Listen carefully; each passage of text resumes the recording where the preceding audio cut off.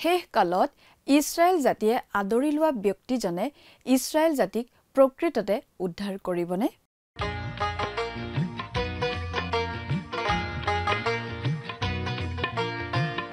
আজিৰে পবিত্ৰ ক্ষণতে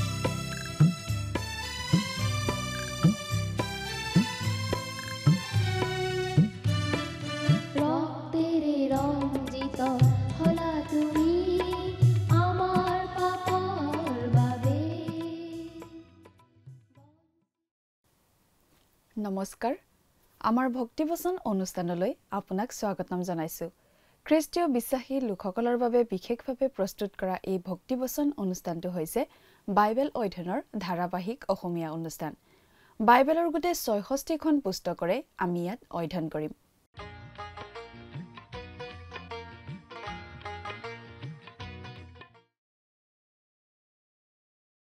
প্ৰিয় দৰ্শক আপুনি যদি আমাৰ এই অনুষ্ঠানটো নিয়মিতভাৱে শুনি আছে তেনেহলে আপুনি নিশ্চয় জানে যে আমি আমাৰ আগৰটো অনুষ্ঠানত বাইবেলৰ পুৰণি নিয়ম খণ্ডৰ দানিয়েল নামৰ পুস্তকখনৰ ৯ নম্বৰ অধ্যায়ৰ ১ নম্বৰ পদৰ পৰা ১৮ নম্বৰ পদলৈকে পঢ়ি তাৰ ভিত্তিত আগবঢ়োৱা আলোচনা আমি শুনিবলৈ পালো আজিৰ অনুষ্ঠানত এই দানিয়েল পুস্তকৰ ৯ নম্বৰ অধ্যায়ৰ ১৯ নম্বৰ পদৰ পৰা ২৭ নম্বৰ পদলৈকে পঢ়ি তাৰ ভিত্তিত আলোচনা আগবঢ়োৱা হ'ব দানিয়েল পুস্তকৰ ৯ নম্বৰ অধ্যায়টো এটা অতি বিখ্যাত অধ্যায় ইয়াৰ মূল বিষয়টো হৈছে প্ৰাৰ্থনা আৰু ভাৱবাণী প্ৰাৰ্থনাৰে সৈতে জড়িত বাইবেলৰ ১০টা অতি গুৰুত্বপূৰ্ণ অধ্যায়ৰ তালিকাত এই অধ্যায়টো নিশ্চয় থাকিব আনহাতে ভাৱবাণীৰ সৈতে জড়িত বাইবেলৰ 10টা গুৰুত্বপূৰ্ণ অধ্যায়ৰ তালিকা এখন কৰিলেও তাত দানিয়েলৰ ৯ নম্বৰ অধ্যায়টোত থাকিব দানিয়েলে ঈশ্বৰৰ আগত বিশেষভাৱে প্ৰাৰ্থনা জনাইছিল ঈশ্বৰে ইছৰাইলক কেনেকৈ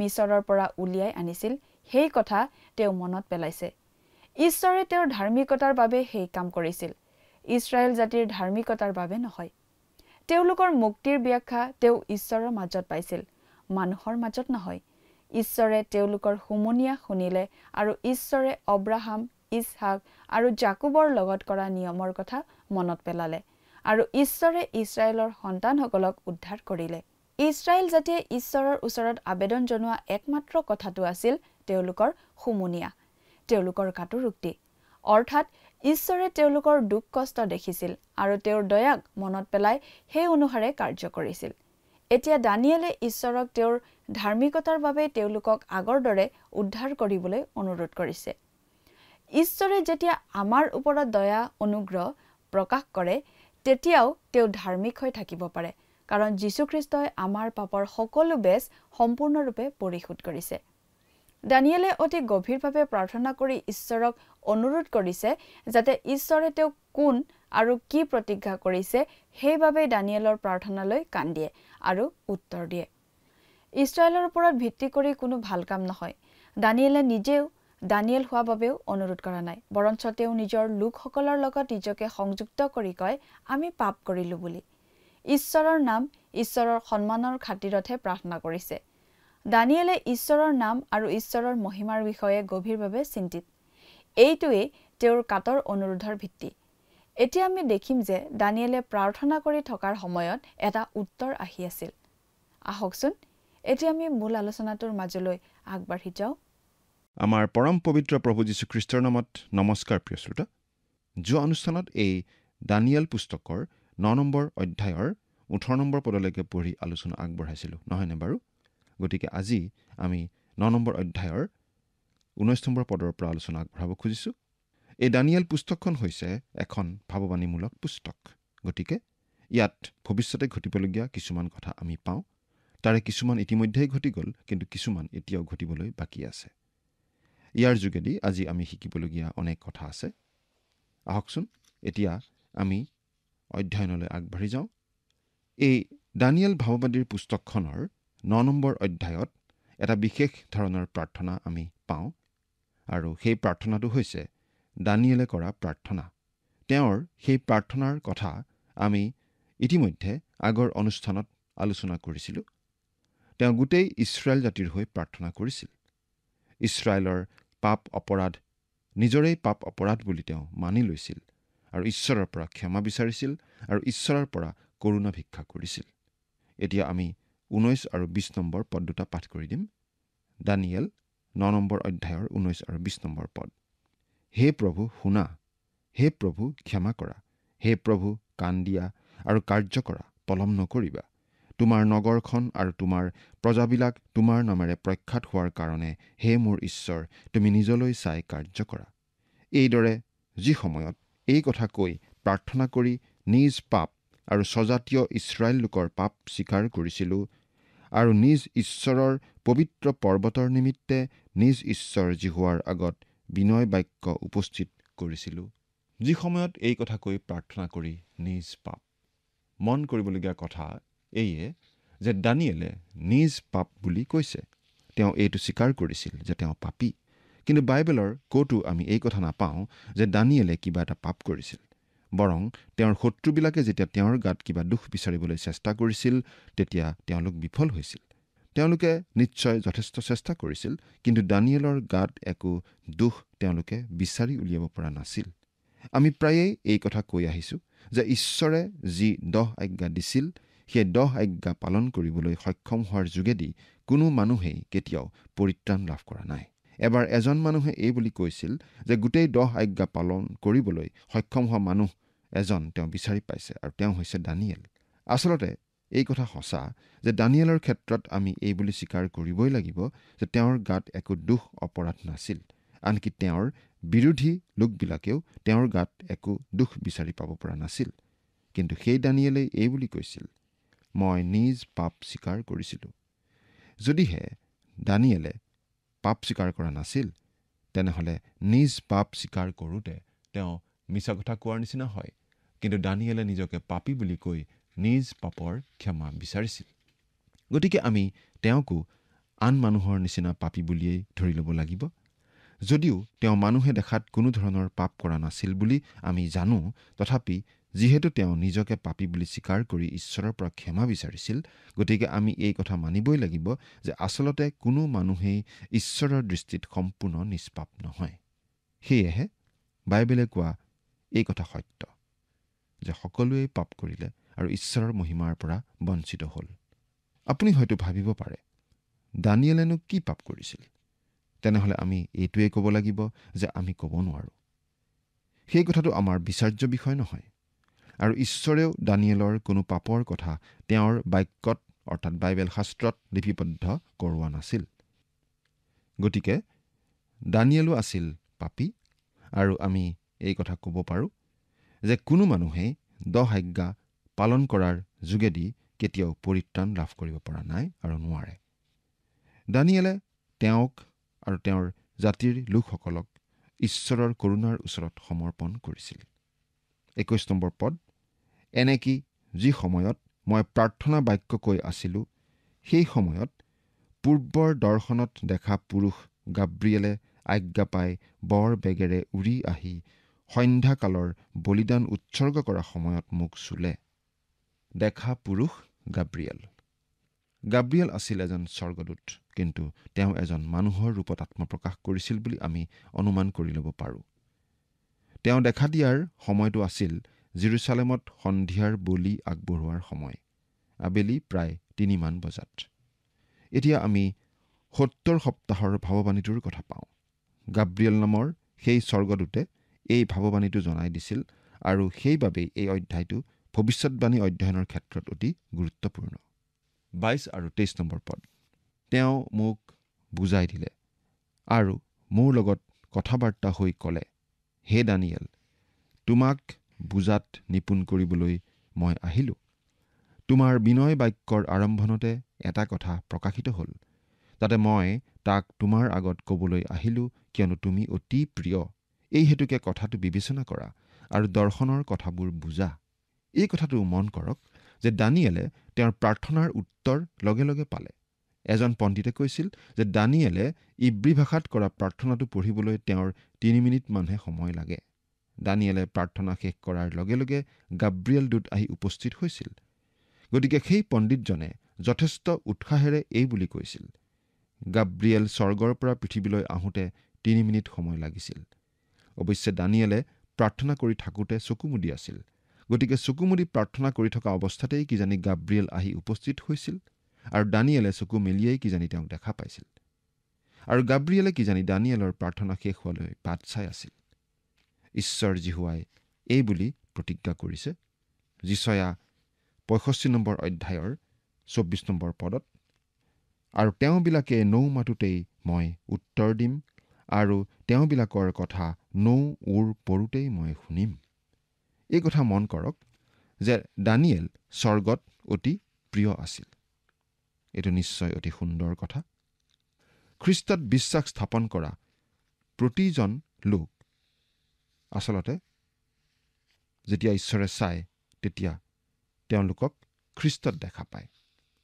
সেইবাবেই আমি ইফিচিয়া পত্ৰত এনেদৰে পঢ়িবলৈ পাওঁ, তেওঁ যি অনুগ্ৰহ প্ৰিয়জনাত আমাক দান কৰিলে, সেই অনুগ্ৰহৰ প্ৰতাপৰ প্ৰশংসাৰ কাৰণে নিজ মনোবাঞ্ছাৰ দৰে যীশুখ্ৰীষ্টৰ দ্বাৰাই তুলনীয়া পুত্ৰৰ বাবৰ অৰ্থে তেওঁলৈ আমাক পূৰ্বৰে পৰা নিৰূপণ কৰিলে। সেই প্ৰিয়জনাত আমি তেওঁৰ দ্বাৰাই মুক্তি অৰ্থাৎ অপৰাধবোৰৰ মোচন তেওঁৰ অনুগ্ৰহৰূপ ধনৰ দৰে পালোঁ। ইফিচিয়া 1 নম্বৰ অধ্যায়ৰ 5 পৰা 7 নম্বৰ পদ। অৰ্থাৎ আমাক প্ৰিয়জনা অৰ্থাৎ খ্ৰীষ্টত গ্ৰহণ কৰা হ'ল। গতিকে খ্ৰীষ্টীয় বিশ্বাসীজন খ্ৰীষ্টত থকা বাবে স্বৰ্গত প্ৰিয়। চিন্তা কৰি চাওকচোন, আপুনি বা মই খ্ৰীষ্টত বিশ্বাস কৰি স্বৰ্গত প্ৰিয় লোক হ'ব পাৰোঁ। 24 নম্বৰ পদ। অধৰ্ম শেষ কৰিবলৈ, পাপ অন্ত কৰিবলৈ, অপৰাধ মোচন কৰিবলৈ, চিৰকলীয়া ধাৰ্মিকতা উপস্থিত কৰিবলৈ, দৰ্শন আৰু ভাৱবাণী মোহৰ মাৰিবলৈ, আৰু মহাপবিত্ৰ স্থান অভিষেক কৰিবলৈ, তোমাৰ জাতিৰ আৰু তোমাৰ পবিত্ৰ নগৰৰ নিমিত্তে 70 সপ্তাহ নিৰূপিত হ'ল। 70 সপ্তাহ মানে বাৰু কি? সপ্তাহ মানে আচলতে 7 বুজোৱা হৈছে। 7 বুজোৱা ইব্ৰী শব্দটো হৈছে শাবুৱা। ই আচলতে এটা সময়ৰ পৰিমাণ বুজায়। আমি 1 ডজন বুলি কওঁতে যেনেকৈ 12টা বুলি বুজাওঁ, ঠিক তেনেকুৱা। 12টা কল, 12টা আপেল, 12টা বস্তু। গতিকে ইয়াত 70 সপ্তাহ মানে আচলতে 70টা হাতৰ কথা বুজোৱা হৈছে। গতিকে ই 70টা 7 দিনো হ'ব পাৰে, 70টা 7 মাহো হ'ব পাৰে, নাইবা 70টা 7 বছৰো হ'ব পাৰে। এই পদটোৰ প্ৰসংগ বিচাৰি চালে এই কথা আমাৰ বাবে পৰিষ্কাৰ হয় যে দানিয়েলে জিৰিমিয়া ভাৱবাদীৰ পুস্তকৰ বছৰৰ কথা পঢ়ি আছিল। 70 বছৰ জিৰিমিয়া ভাৱবাদীয়ে এই কথা ঘোষণা কৰি আছিল আৰু লিখিছিল যে ইছৰাইল জাতি বাবিল দেশত বন্দী হৈ থাকিব লগা সময়খিনি হ'ব 70 বছৰ। তেওঁলোকে 70টা বিশ্ৰাম বছৰ উলংঘা কৰি অহা বাবে তাৰ শাস্তিস্বৰূপে 70 বছৰ তেনেদৰে বন্দী অৱস্থাত থাকিব লগা হৈছিল। 70টা বিশ্ৰাম বছৰ মানে 70টা 7 অৰ্থাৎ মুঠ 490 বছৰ কালত তেওঁলোকে 70টা বিশ্ৰাম বছৰ পাইছিল আৰু সেই বিশ্ৰাম বছৰবিলাক তেওঁলোকে পালন কৰা নাছিল। প্ৰতি 6 বছৰৰ মূৰে মূৰে অৰ্থাৎ 7 নম্বৰ বছৰটো বিশ্ৰাম বছৰ হয়। তেওঁলোকে ঠিক 70টা বিশ্ৰাম বছৰ পাইছিল 490 বছৰত আৰু সেই 70টা বিশ্ৰাম বছৰ পালন নকৰাৰ বাবে তেওঁলোকলৈ দণ্ড আহিছিল আৰু তেওঁলোকে 70 বছৰ কাল বাবিলত বন্দী অৱস্থাত থাকিব লগা হৈছিল। দ্বিতীয় বংশাৱলী 36 নম্বৰ অধ্যায়ৰ 21 নম্বৰ পদটোত আমি এনেদৰে পাওঁ, জিৰিমিয়াৰ মুখে কোৱা জিহুৱাৰ বাক্য সামফল কৰিবৰ অৰ্থে দেশে নিজৰ ভোগ কৰিবলগীয়া বিশ্ৰাম কাল ভোগ নকৰিলে মানে তেওঁবিলাক তেওঁৰ আৰু তেওঁৰ সন্তানবিলাকৰ দাস হৈ থাকিল। 70 বছৰ পূৰ কৰিবলৈ দেশে নিজৰ উচ্ছন্ন হোৱা সকলো কালত বিশ্ৰাম ভোগ কৰিলে। আনহাতে 7 আৰু 8 নম্বৰ অধ্যায়ত আমি পাইছিলোঁ যে দানিয়েলে ভাৱবাণী পাইছিল কেনেকৈ পৰজাতীয়সকলে পৃথিৱী শাসন কৰিব সেই বিষয়ে। 4খন বিশ্ব সাম্ৰাজ্যৰ বিষয়ে ভাৱবাণী কৰা হৈছিল। এতিয়া এই 70 বছৰীয়া বন্দিত্বৰ অৱসান ঘটিব বুলি জনাৰ পাছত দানিয়েলৰ মনত নিশ্চয় খেলিমেলি উপজিছিল, কাৰণ তেওঁ নিশ্চয় ভাবিছিল সেই 70 বছৰীয়া বন্দিত্বৰ অৱসান ঘটাৰ লগে লগে ইছৰাইল জাতি জেৰুচালেমলৈ উভতি যাব পাৰিব আৰু দাউদৰ বংশত জন্ম হোৱা মছিহৰ আগমন হ'ব আৰু ঈশ্বৰে দাউদৰ আগত প্ৰতিজ্ঞা কৰা মতে সেই সাম্ৰাজ্য পুনৰ প্ৰতিষ্ঠিত হ'ব। আনহাতে পৰজাতীয়সকলৰ সাম্ৰাজ্য প্ৰতিষ্ঠা হ'ব বুলিও তেওঁ নিজে ভাৱবাণী পাইছিল। গতিকে দুয়োটা পৰস্পৰ বিৰোধী যেন লগা কথা কেনেকৈ সঁচা হ'ব পাৰে, এই কথাই নিশ্চয় তেওঁক বিমূৰত পেলাইছিল। সেই 70 সপ্তাহ আৰু ইয়াৰ 70টা হাতৰ কথাটোৱে দুটা প্ৰশ্নৰ উত্তৰ দিয়ে। ইছৰাইলৰ ৰাজ্য সোনকালে নাহে। 70টা হাতৰ সময়খিনি সম্পূৰ্ণ হ'ব লাগিব। এই 70টা হাতৰ সময়খিনি আচলতে পৰজাতীয় লোকৰ শাসনৰ সময়ত খাপ খাই পৰে আৰু এই সময়ছোৱা সমান্তৰালভাৱে চলে। সেই সময়ছোৱা বিভক্ত কৰি পৰজাতীয় লোকৰ সময়ছোৱাৰ লগত মিলাই দিয়া হৈছে। সেই 70টা হাতৰ সময়খিনি কাটি কাটি নিৰ্ধাৰণ কৰি মিলাই দিয়া হৈছে। 70টা হাতৰ সময়খিনি আৰু পৰজাতীয় লোকৰ শাসনৰ সময়খিনিক একেলগে অন্ত পেলোৱা হ'ব আৰু সেই কালৰ অন্ত পৰিব প্ৰভু যীশুৰ দ্বিতীয় আগমনৰ লগে লগে। এই ভাৱবাণী বুজি পাবলৈ হ'লে এই কথাটো জনা দৰকাৰ। এই 70 সপ্তাহৰ সময়খিনি ইছৰাইল জাতিৰ সৈতে জড়িত আৰু সেই পবিত্ৰ নগৰ অৰ্থাৎ জেৰুচালেমৰ সৈতেও জড়িত। সেই 70 সপ্তাহ অৰ্থাৎ 490 বছৰত 6টা কথা ঘটিব লাগিব। আমি অধ্যয়ন কৰি গ'লে বুজি পাম যে সেই 70 সপ্তাহৰ 69 সপ্তাহ ইতিমধ্যেই পাৰ হৈ গ'ল আৰু এটা সপ্তাহৰ কথাখিনিহে এতিয়া ফলিয়াবলৈ বাকী আছে। ফলিয়াব লগা বা ঘটিব লগা 6টা বিষয় হৈছে: 1 নম্বৰ, অধৰ্ম শেষ কৰিবলৈ। ইয়াত ইছৰাইলৰ অধৰ্মৰ কথা বুজোৱা হৈছে। ইতিমধ্যে প্ৰভু যীশুৰ ক্ৰুচীয় মৃত্যুৰ জৰিয়তে মানৱৰ পাপৰ প্ৰায়চিত্ৰৰ ব্যৱস্থা কৰা হৈ গ'ল। সেই কথা কিন্তু সকলোৱে গ্ৰহণ কৰা নাই। কিন্তু আহিবলগীয়া সেই শেষৰটো সপ্তাহত ইছৰাইল জাতি ঈশ্বৰলৈ ঘূৰিব। দ্বিতীয়তে, পাপ অন্ত কৰিবলৈ। খ্ৰীষ্টৰ দ্বিতীয় আগমনৰ লগে লগে ইছৰাইল জাতিৰ পাপ অন্ত কৰা হ'ব। তৃতীয়তে, অপৰাধ মোচন কৰিবলৈ। এই 70 সপ্তাহৰ সময়ছোৱাতে এই ঘটনা ইতিমধ্যে ঘটি গ'ল। ঈশ্বৰে প্ৰভু যীশুৰ যোগেদি সকলো মানৱৰ পাপ মোচনৰ ব্যৱস্থা কৰি দিলে। প্ৰভু যীশুত বিশ্বাস কৰি প্ৰতিজন লোকেই সেই পাপ মোচন লাভ কৰিব পাৰে।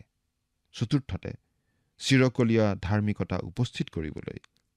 সেই 490 বছৰীয়া কালৰ অন্ত পেলাই যেতিয়া প্ৰভু যীশুৰ আগমন হ'ব, তেতিয়াই চিৰকলীয়া ধাৰ্মিকতা উপস্থিত হ'ব।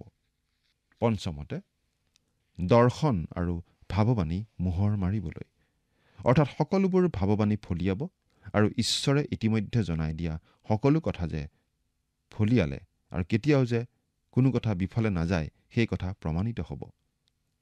ষষ্ঠ কথাটো হৈছে মহা পবিত্ৰ স্থান অভিষেক কৰিবলৈ।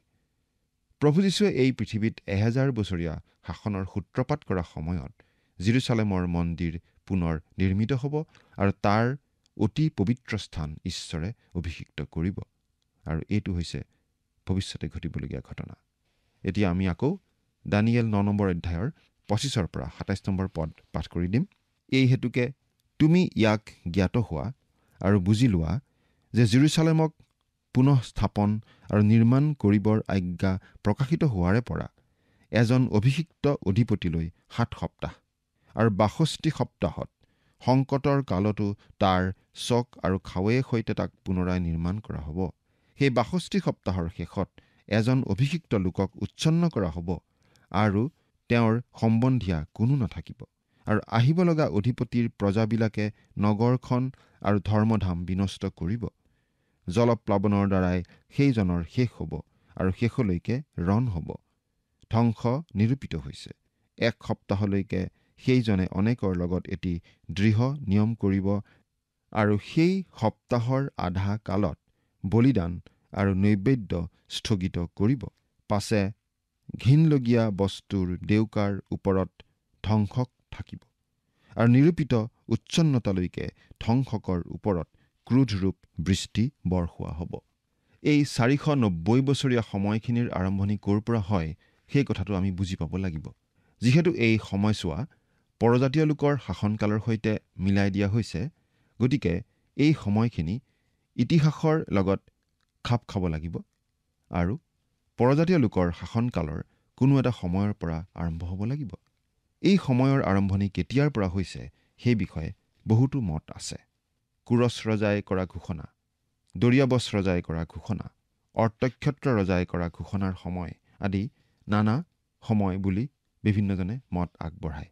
কিন্তু আমি ভাবোঁ অৰ্তক্ষত্ৰ ৰজাই তেওঁৰ ৰাজত্বৰ 20 নম্বৰ বছৰত যি ৰাজ আজ্ঞা ঘোষণা কৰিছিল সেই সময়ৰ পৰাই এই কালছোৱাৰ আৰম্ভণি হোৱা বুলি আমি ধৰিব পাৰোঁ। কাৰণ 25 নম্বৰ পদৰ কথাখিনি সেই কথাটোৰ লগতহে খাপ খায়। জেৰুজালেম নগৰ পুনৰ নিৰ্মাণ কৰিবলৈ তেওঁ আজ্ঞা জাৰি কৰিছিল 445 খ্ৰীষ্টপূৰ্বৰ নিচান মাহত। গতিকে সেইটো সময়ৰ পৰাই আমি এই 490 বছৰীয়া কালছোৱাৰ আৰম্ভণি বুলি ধৰি ল'ব পাৰোঁ। প্ৰথম 7টা সপ্তাহে আমাক লৈ আহে 397 খ্ৰীষ্টপূৰ্বলৈ, মলাখীলৈ আৰু পুৰণি নিয়মৰ শেষলৈকে। এই সময়খিনি নানা দুখ ক্লেশৰ সময় আছিল আৰু তেনে আছিল বুলি নহিমীয়া আৰু মলাখীয়েও সাক্ষ্য দি গৈছে।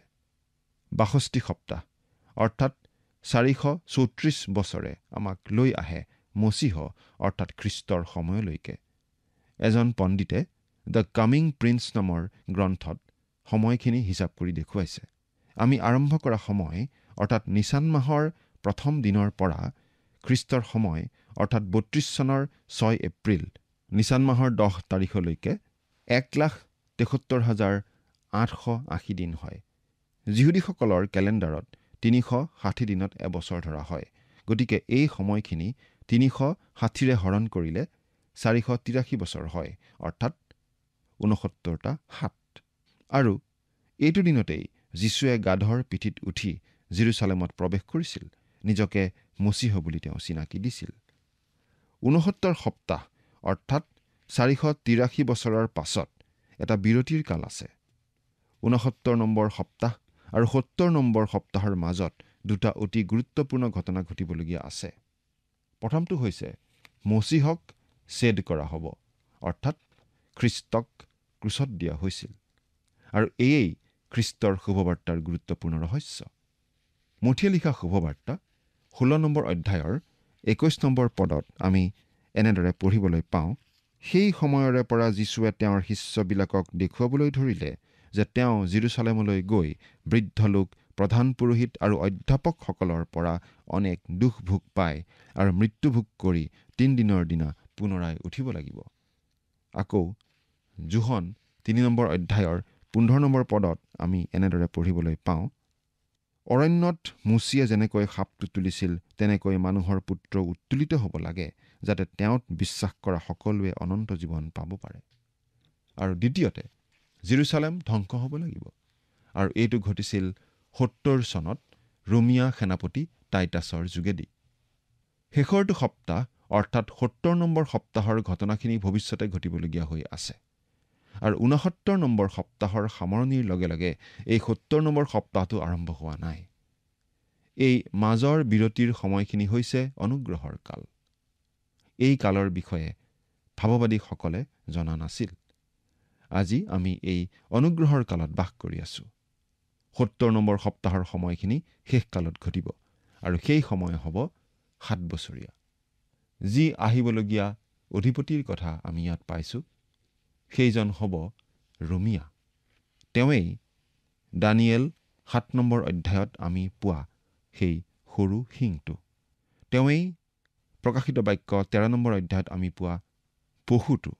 এই পৃথিৱীৰ পৰা খ্ৰীষ্টীয় মণ্ডলীক উঠাই লৈ যোৱাৰ পাছত এই ব্যক্তিজনে ইছৰাইলৰ সৈতে এটা চুক্তি কৰিব।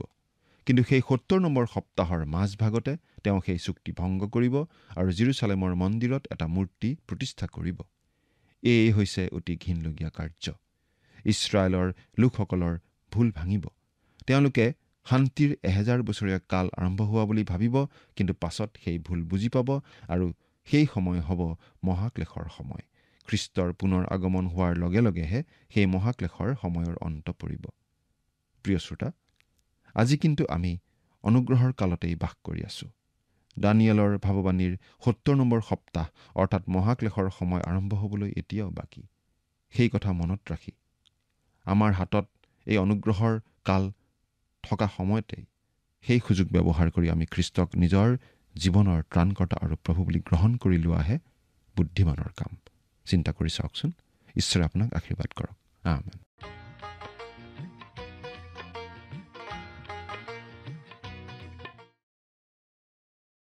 দানিয়েলৰ ৭০ সপ্তাহৰ চূড়ান্ত সপ্তাহটো অৰ্থাৎ ৭০তম সপ্তাহ অৰ্থাৎ ৭ বছৰৰ সময়ছোৱা ভৱিষ্যতে হ'ব। এই ৭টা বছৰ আগৰ ৫৯টা সপ্তাহৰ কালক্ৰমিক নহয়। ৫৯ আৰু ৭০ নম্বৰ সপ্তাহৰ মাজত এটা সময়ৰ ব্যৱধান আছে আৰু এই ব্যৱধানটো হৈছে অনুগ্ৰহৰ কাল।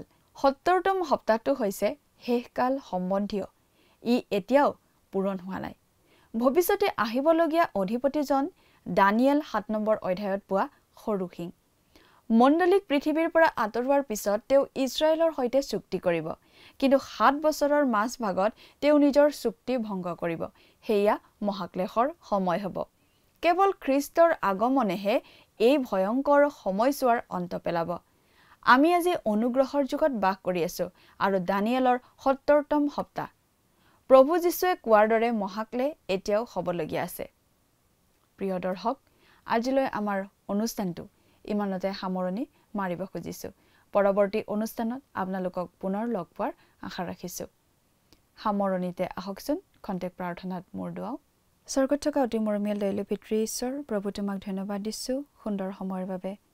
দয়ালু মৰমীয়াল পিতৃ ঈশ্বৰ, এই সময়তে আমি যি তোমাৰ পবিত্ৰ বাক্য অধ্যয়ন কৰিলোঁ, সঁচাকৈ পিতৃ প্ৰতিজন দৰ্শকক তুমি বুজাত সহায় কৰিবা আৰু বিশেষকৈ প্ৰভু এই অধ্যয়নৰ যোগেদি যি বাৰ্তা তেওঁলোকৰ জীৱনলৈ প্ৰভু তুমি আনিছা, তাক যাতে তেওঁলোকে বুজি পাব পাৰে আৰু প্ৰভু তেওঁলোকে যাতে সেইমতে চলিবলৈ প্ৰভু পাৰে, তেনে আশীৰ্বাদ প্ৰভু তুমি তেওঁলোকৰ ওপৰত দান কৰিবা আৰু তেওঁলোকৰ যি প্ৰয়োজন সেই সকলো প্ৰয়োজনসমূহ প্ৰভু তুমি তেওঁলোকৰ পূৰণ কৰিবা।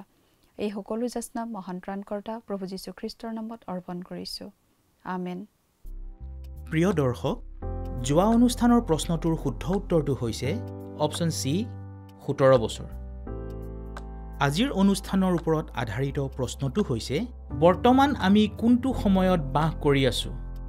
অপশ্যন এ খ্ৰীষ্টাৰীৰ সময়, অপশ্যন বি মহাক্লেশৰ সময়, অপশ্যন চি অনুগ্ৰহৰ সময় আৰু অপশ্যন ডি পৰিত্ৰাণৰ সময়। প্ৰিয় দৰ্শক, আজিৰ প্ৰশ্নৰ সঠিক উত্তৰটো অহাকালি সন্ধিয়া ৬ বজাৰ আগেয়ে আপোনাৰ নাম আৰু সম্পূৰ্ণ ঠিকনাৰে সৈতে আমালৈ 7429840242 নম্বৰত SMS নাইবা হোৱাটছআপ যোগে প্ৰেৰণ কৰক। প্ৰিয় দৰ্শক, যদি আপোনাৰ এই অনুষ্ঠানটি শুনি ভাল লাগিছে তেনেহ'লে এই নম্বৰত এটি মিছ কল দিয়ক। ইয়াৰ যোগেদি আপুনি পৰৱৰ্তী অনুষ্ঠানত বিজয়ী হ'ব পাৰে।